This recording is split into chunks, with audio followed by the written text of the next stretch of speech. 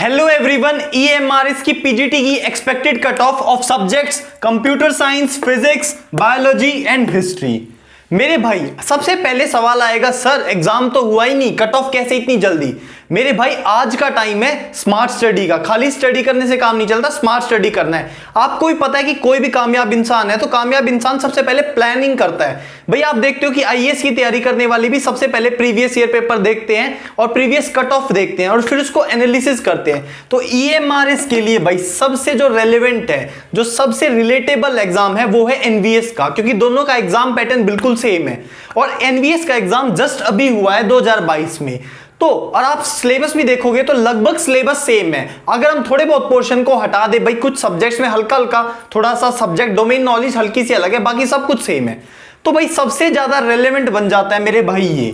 तो सबसे पहले आप तैयारी करोगे तो तैयारी करने से पहले एक होना चाहिए, आपको एक एनालिसिस होना चाहिए आपके दिमाग में। भाई आप सबसे पहले आपकी क्वालिफिकेशंस में मास्टर्स होता है, तो मास्टर तो आप पहले से हैं ही। तो मास्टर आदमी सबसे पहले विश्लेषण करता है, भाई क्या क्या चीजें हैं, कैसे कैसे करनी है मेरे को तैयारी। देखो दोनों से फायदा होगा।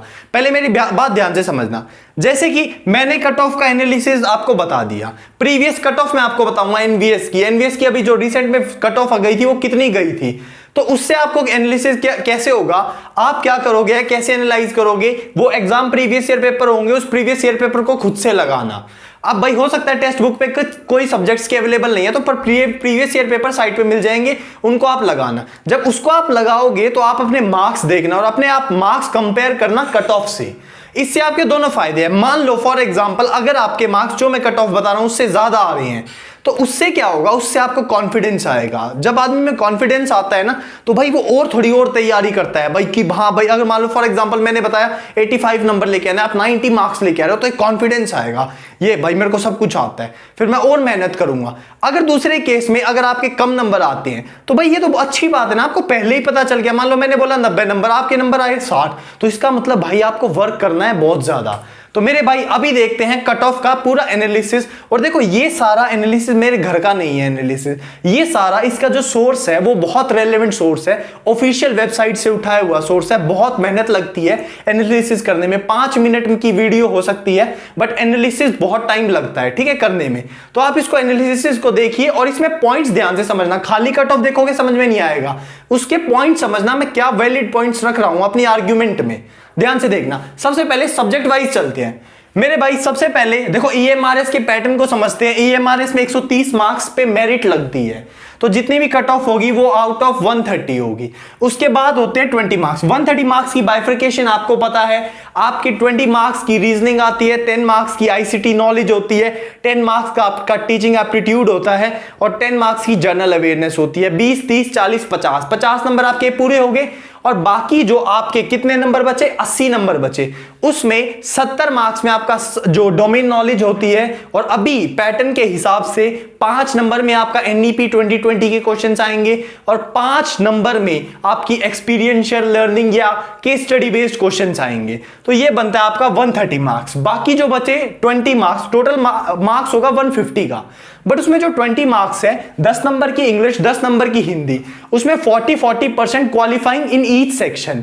अगर फॉर एग्जांपल 10 का है तो 10 में से आपको 4 नंबर मिनिमम लेने हैं। And do remember that there is a negative marking of 1/4। 1/4 means there is a deduction of 0.25 marks.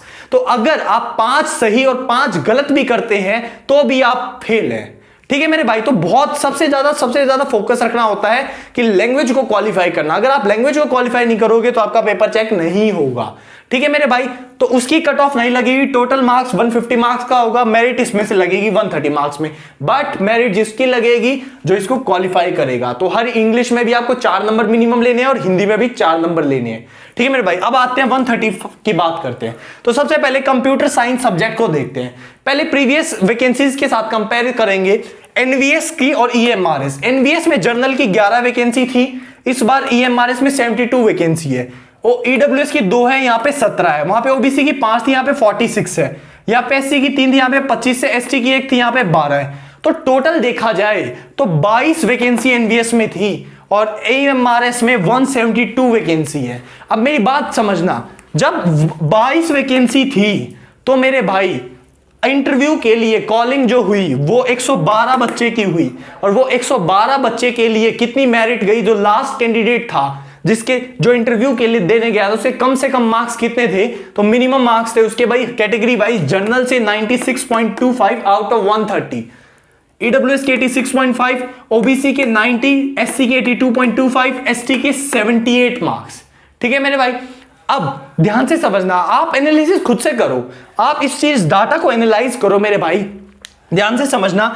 जब 112 बच्चों को बुलाया, जब 112 बच्चों को बुलाया तो ये cut off, and compare this 112 with this 172, तो वैकेंसी बढ़ गई। यहां पे एक आप समझो, यहां पे 112 है, यहां पे 172, 60 और बढ़ गई। तो मेरे भाई तो ये जो एक्सपेक्टेड कट ऑफ है आपकी अनरिजर्व के लिए 95, this is the maximum cut off भाई, जो to easily get a job. ठीक है, ये आपकी मैक्सिमम कट ऑफ है so that you can grab a job. इस तो 95 पे आप बहुत ज्यादा सेफ रहोगे। And talking about EWS and OBC, तो उनकी कट ऑफ सेम रहती है, तो 90 पे आप बहुत ज्यादा सेफ रहेंगे, और एससी पे 80 पे, और एसटी की बात करें तो 77 पे। ठीक है मेरे भाई, अगर मैं बात करूं तो एनवीएस का जो एग्जाम हुआ था उसमें जो हाईएस्ट मार्क्स देखे गए थे वो 110 देखे गए थे आउट ऑफ 130। देखो हाईएस्ट मार्क्स को लेके थोड़ा सा ना ऐसे मत हेजिटेट मत होना, नर्वस मत होना बिल्कुल भी, क्योंकि इस बार आपको भी पता है एवीएस में और एनवीएस में एप्टेक कंपनी ने किया था and that was already blacklisted. तो भाई इस बार आपने देखा होगा कि बच्चों के मार्क्स बहुत बहुत ज्यादा है रिटर्न में। अगर वही कंपेयर करें उनके इंटरव्यू के जो मार्क्स हैं आउट ऑफ 250, उनके 20-25 नंबर लगा रखे 250 में से, तो इसका मतलब वहां पर जाके पकड़ रखे हैं बच्चे कौन फर्जी था कौन असली था। तो मैं बात करूं तो इसको लेके घबरानी है, जस्ट मैंने एनालाइज करा तो मैंने आपको बता दिया कि इतने के अराउंड हाईएस्ट मार्क्स गए थे। ठीक है, now coming to the next subject that is physics. Physics को देखते हैं मेरे भाई, पहले वैकेंसी का कंपैरिजन करेंगे। एनवीएस में अनरिजर्व्ड की 10 थी और यहां पे ईएमआरएस में 75 है, ईडब्ल्यूएस की 1 यहां पे 17, ओबीसी की 5 यहां पे 48, यहां पे एससी की 2 यहां पे 26, एसटी की 1 यहां पे 13।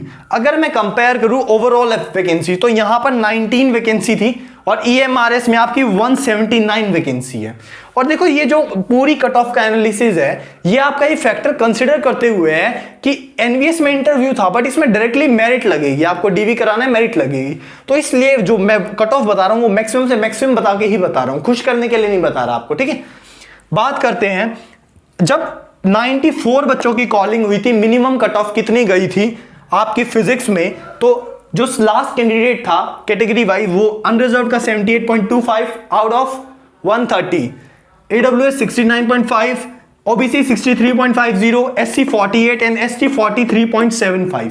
देखो ये क्या लिख रहा हूं मैं, पहले देखो 112 बच्चों को बुलाया, 97 बच्चे पहुंचे इंटरव्यू देने, 94 बच्चों को बुलाया, 76 बच्चे इंटरव्यू देने पहुंचे।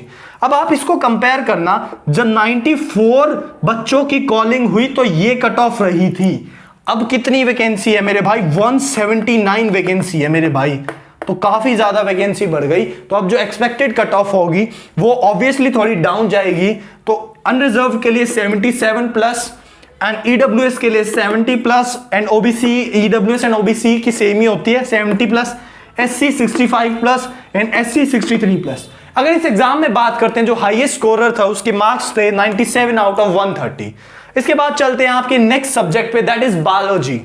बायोलॉजी की बात करते हैं तो सबसे पहले वैकेंसी का कंपैरिजन करेंगे एनवीएस और ईएमआरएस की। एनवीएस में अनरिजर्व की 18, यहां पे 98, ईडब्ल्यूएस की 4, यहां पे 23, ओबीसी की यहां पे 11, यहां 63, एससी की यहां पे 6, यहां पे 35, एसटी की 3, यहां पे 17। वहां पर आपके टोटल वैकेंसी 42 है एनवीएस में और यहां पर ईएमआरएस में 236 वैकेंसी है मेरे भाई।